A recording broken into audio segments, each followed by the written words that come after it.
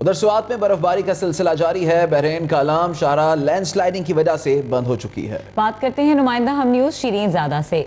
शीरीन, बर्फबारी की वजह से किन मुश्किलात का सामना है शहरियों को?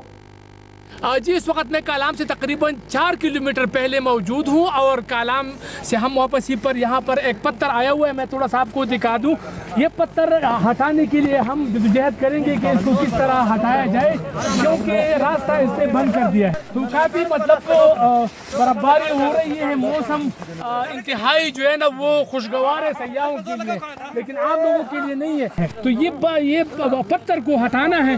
तो इस हवाले से यहाँ पर जो सयाह है या मुकामी शहरी है वो लगे हुए, पुलिस एहलकार भी लगे हुए हैं और इस पत्थर को हटाने की कोशिश कर रहे हैं। लेकिन ये काफ़ी भारी है और इसने बिल्कुल रोड के बिल्कुल दरमियान में ये आया हुआ है।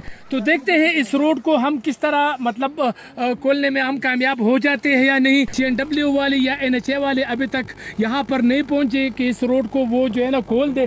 तो काफ़ी सयाह तो आते हैं, लेकिन इस किस्म के हादसात, इस किस्म के पत्थर आने से रोड जो है ना वो बंद हो जाता है। तो सयाहों को, मुकामी शहरियों को और सयाहों काफ़ी मुश्किलात का सामना करना पड़ता है। बर्फबारी का सिलसिला जारी है, बल्कि खूब जारी है। मौसमियात का यही कहना है कि आइंदा 24 घंटे या इससे भी ज़्यादा बर्फबारी और बारिश का सिलसिला जारी रहेगा। जी शुक्रिया शीरीन ज़ादा। और मुल्क के मुख्तलिफ इलाकों में बारान रहमत ज़हमत बन गई।